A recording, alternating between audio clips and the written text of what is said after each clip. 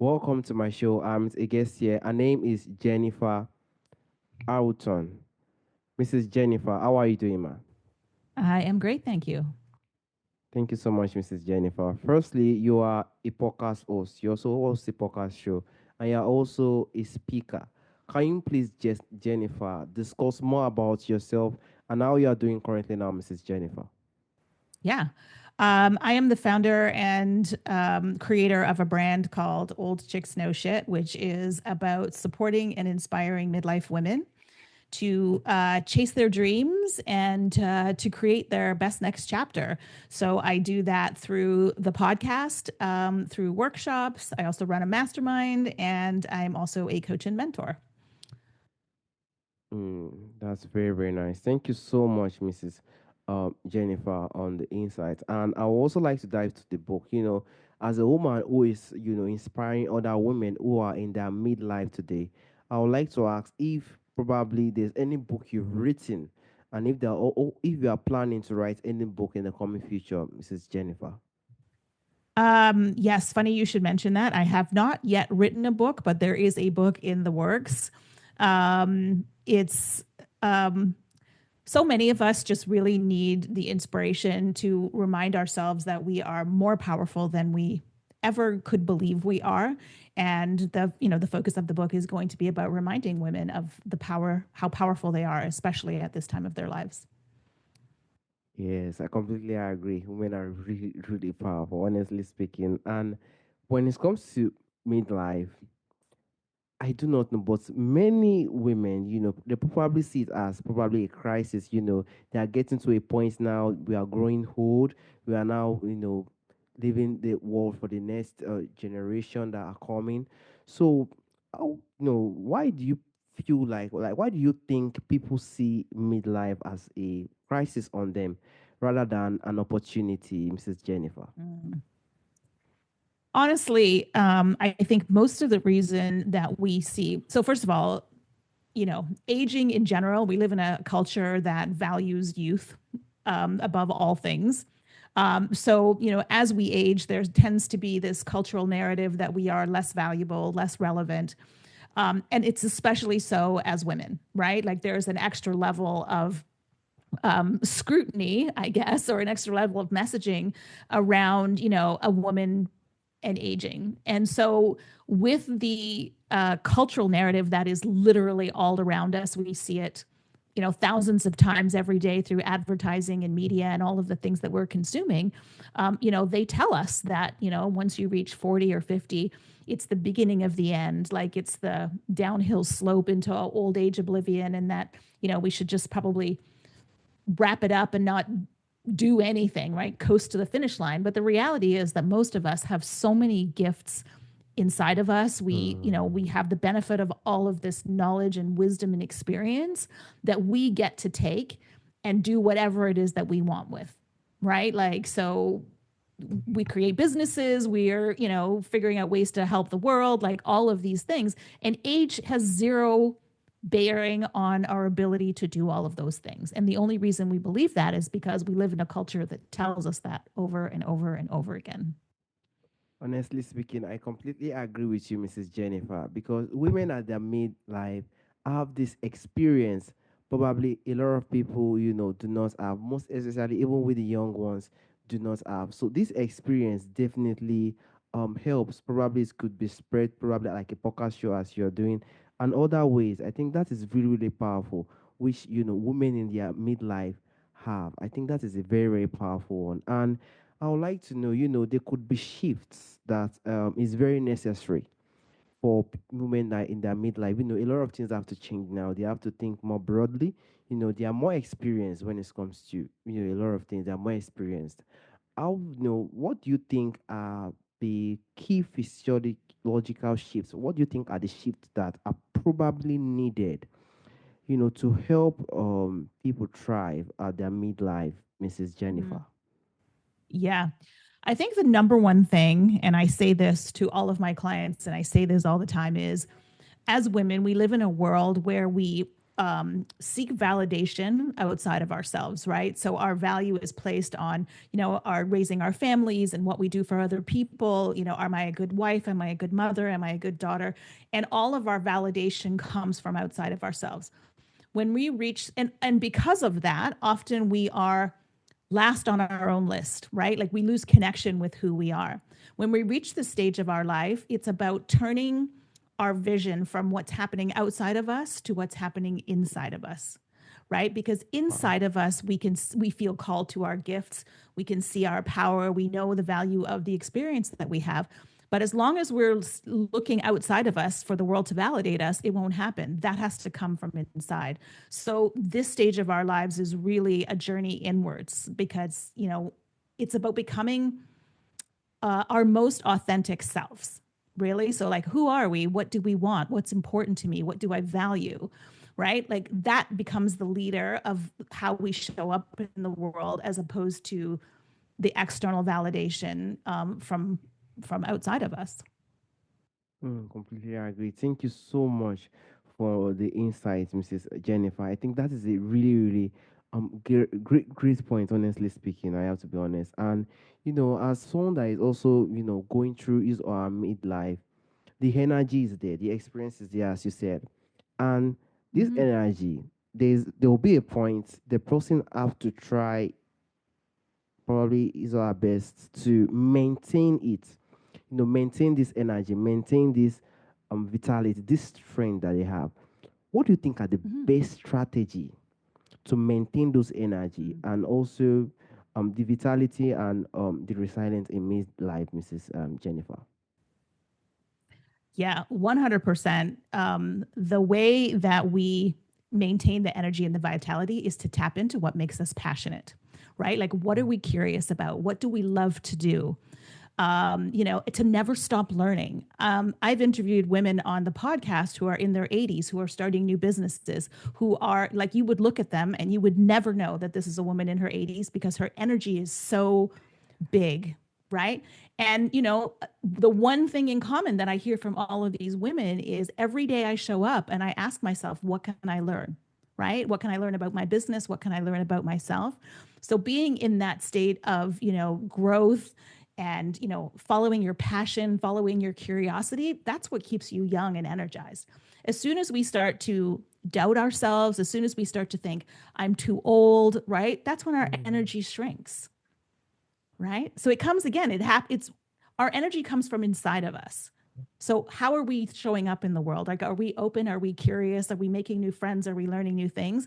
Or are we saying, oh, well, I'm old, I should probably rest? Or, right? It's two very different trains of thought that directly impact our energy. Hmm. So it firstly comes from within. That within has to be really, really built so that they can definitely have that energy, live life Yeah. normally, and also have this energy to do many things, create a business, interact with people, and also Yeah. use this experience and to inspire other people who are out there. That is Yeah. really, really powerful, honestly Yeah. speaking. And I also like to go to the point of forgiveness, Mrs. Jennifer. Mm-hmm. um I would like to go to the point of forgiveness because people that are in their midlife, they could have a situation whereby they could be facing some past situations like that that could be affecting them during that time, and also self-compassion. I would like to ask what role you think self-compassion and forgiveness really play in personal growth during midlife, Mrs. Jennifer. Oh. It is probably the most important thing, because Okay. I don't believe, we have all of these experiences in life.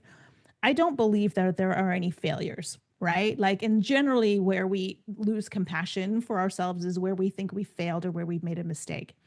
I don't believe that there are failures and mistakes. I believe there are just lessons, right? So if we did something and it didn't work out the way that we wanted to, or we weren't happy with the outcome, it doesn't it doesn't mean anything about us. It literally just means, oh, that didn't work that way, right? And I'm going to take this lesson forward. So when we can find compassion for ourselves, as in doing the best that we know how to do at that particular time, I've learned the lesson. Now I know better. I can do better. And approaching ourselves like that, like we are human beings in a process of growth, right? We didn't fail. We didn't make a mistake. We just Mhm. learned something. And having that kind of compassion allows us to keep learning and growing. Because if you learn something and you beat yourself up for it, chances are you're not going to want to continue to do that. Right. And so the more that we can, again, like find that compassion, it keeps us open to learning and growing and not being afraid to make mistakes because we're humans. We are going to make mistakes. How we view those mistakes is what will keep us moving forward or stop us. Right. So if we're beating ourselves up and, for not doing something versus, whew, that did not work out like I thought. I'm going to try it this way next time. We're stepping forward. And so self compassion along that way is so, so critically important. That's a great question. Thank you for asking that.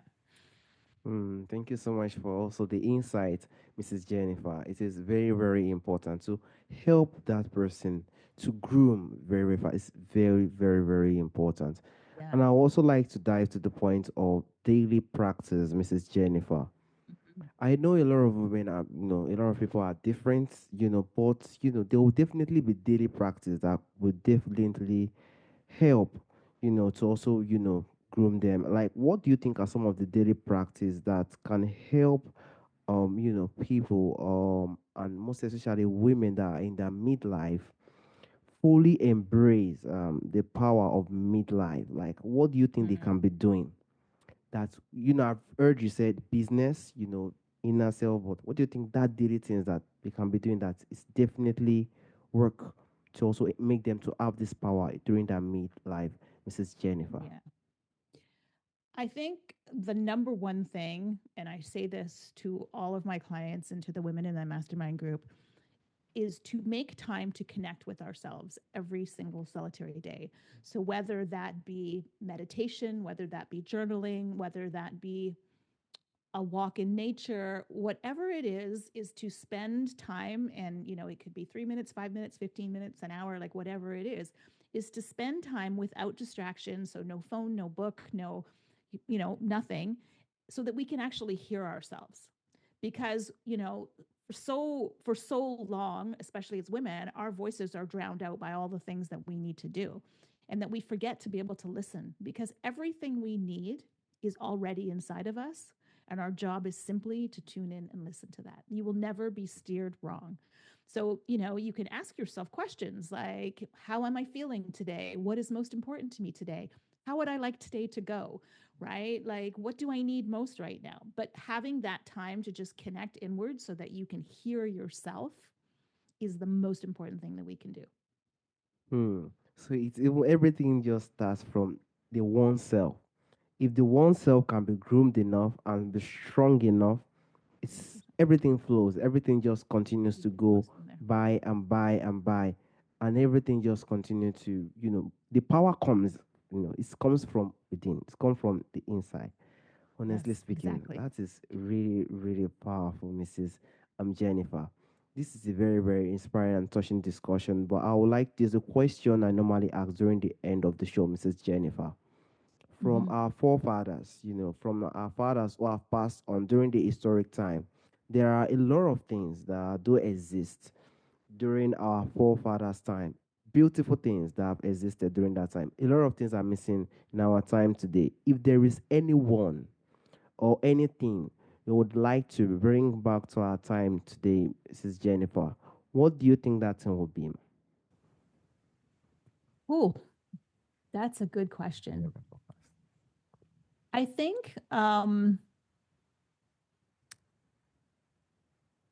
the thing that I would say is about just being curious, right? Like the world that we have today was created because people before us, our grandfathers, our great grandfathers, like all of those people who left the legacy, they got curious about things, right? Like, and then they, had the courage to just like, dig into it. Like, if people stifled that sense of curiosity and didn't want to explore things, we wouldn't be where we are now. And that curiosity is what leaves legacies. And then that legacy is what, inspires the next group of people to then take that to the next level. And so I think just, you know, being willing to honor the curiosity, having the courage to follow that curiosity, and to focus on what really really interests you, right? Like, I think those are the things. And it's not necessarily a truly historic lesson. I think it's something that all of us in every generation, when we are following our passions, we inspire the next generation to follow our passions, right? And that's how we keep creating the world that we live in, moving forward. So yeah. Yes, I Did that completely answer your agree. question? You really answered the question because Okay. when someone gets to a stage, someone will want to just bring all this experience, all these things down to the next people who will Mm-hmm. definitely use it. That's why, elderly people, they usually love, like, they just like to, help those ones that are coming, those ideas, those experience will definitely help them in a long way. That's why some will just usually they will usually say, I don't just want to leave this world with all these things Right. that I know that will definitely help a lot of people. It won't be good, honestly speaking, and that is a very very massive one that we hope just continues. We just hope it happens, honestly speaking. And I also want to use this opportunity, Mrs. Jennifer, to thank you for the opportunity and the time to speak as a midlife is an opportunity. It's an opportunity to rediscover. It's an opportunity to Mm-hmm. bring that there's a power that is within when one is in the midlife. Just figure it out and know how you can use it to inspire the world. Thank you so much, Mrs. Jennifer. Thank you. Those were great questions. All right, ma. Have a wonderful day, Mrs. Jennifer. Bye bye. All right. Bye bye.